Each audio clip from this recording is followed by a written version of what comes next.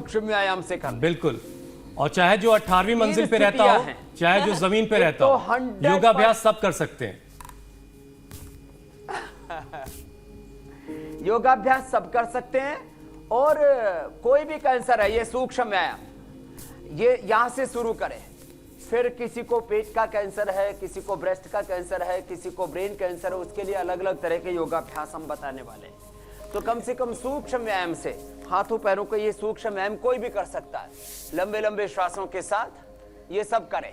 हमने हजारों लोगों का कैंसर ठीक किया है। पूरी दुनिया में डेटाबेस की बात होती है, साइंटिफिक एविडेंस की बात होती है, साइंटिफिक डॉक्यूमेंटेशन की बात होती है।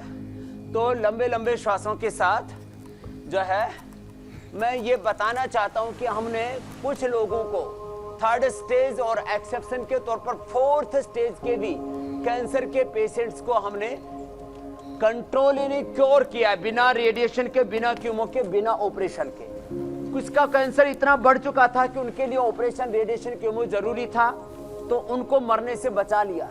और तीसरी और महत्वपूर्ण बात है, रिकरेंस करीब 90 से 99% लोगों को कैंसर से का हो जाता है। एक बार एक ब्रेस्ट निकाली, फिर दूसरी ब्रेस्ट निकालनी पड़ती है, फिर यूट्रस ओवरी में आ जाता है, फिर लिवर में आ जाता है, फिर बोन्स में चला जाता है, पूरी बॉडी में धीरे धीरे करके कैंसर फैल जाता है। और ऐसे में चाहे आपको 100% योग आयुर्वेद से कैंसर को ठीक करना हो, या ऑपरेशन, रेडिएशन, कीमो के साथ योग करना हो, या अपने आप को रिकरेंस होने से बचाना हो, योग को तो अपनाना ही पड़ेगा।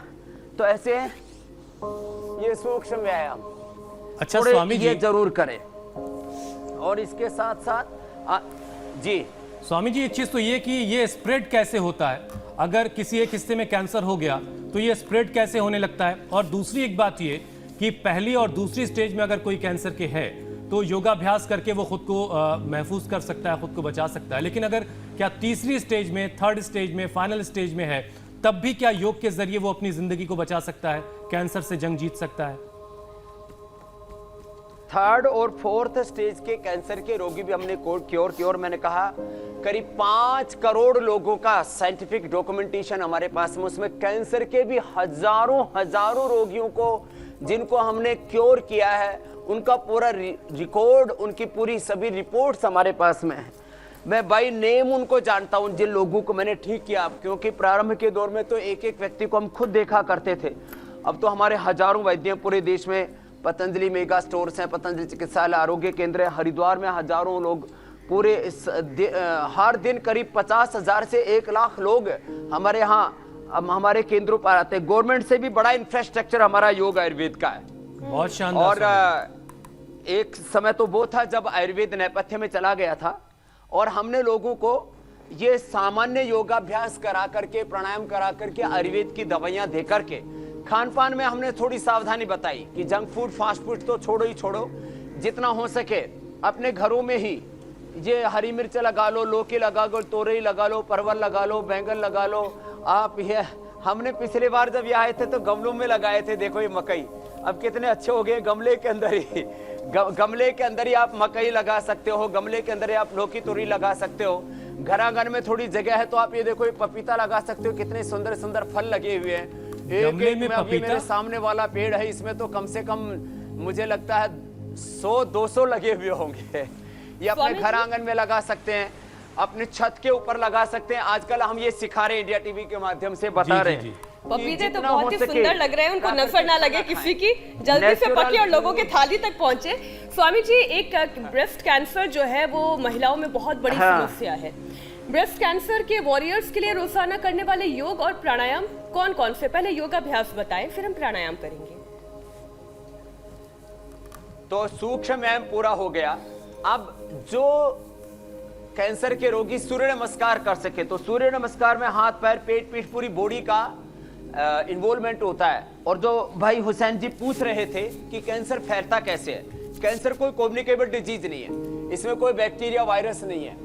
ये जो आप थोड़ी देर पहले कह रहे थे कि इतने लोगों को भारत में कैंसर होने की संभावना है, मैं कह रहा हूं हर व्यक्ति को कैंसर होने की संभावना है। Every person have cancer cells in the body.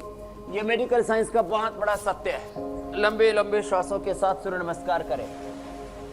Body के सेल्स को दो ही तरह से डिफाइन किया जाता है मेडिकल साइंस में, pre cancer cells, post cancer cells.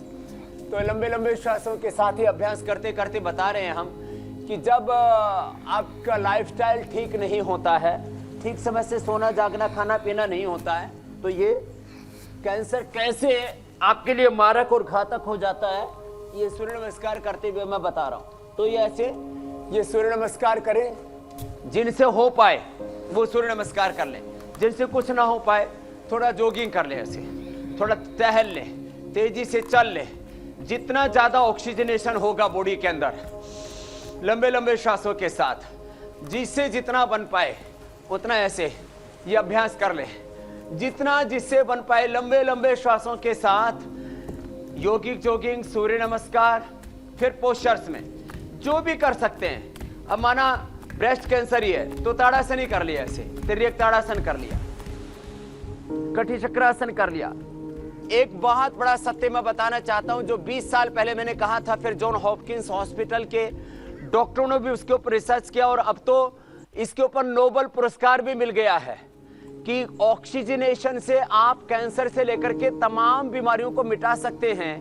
पहले बोला जाता था stress, less physical activity, obesity, unhealthy lifestyle, ये सब बीमारियों का मुख्य कारण है। अब एक वाक्य और जुड़ गया है, less oxygen supply is the main cause of all diseases. और कैंसर का तो बड़ा कोज यही है।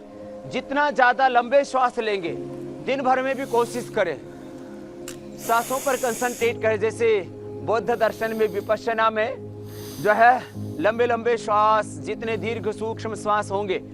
तो ये ट्राई किया गया कैंसर की कोशिकाओं को लेकर के, जैसे अलग अलग प्रकार के केमिकल, अलग अलग प्रकार के सॉल्ट्स, अलग अलग प्रकार के जो है फाइटोकेमिकल्स, मेटाबोलाइट्स, ये सब इस्तेमाल करते हैं अलग कैंसर सेल्स के ऊपर। हम लोग भी सेल ट्रायल, एनिमल ट्रायल, फिर ह्यूमन ट्रायल तक के सारे ड्रग डिस्कवरी के सारे रिसर्च करते हैं। तो ह्यूमन सेल को लेकर के उनको ज्यादा ऑक्सीजन दिया गया तो कैंसर उनके भीतर का खत्म हो गया।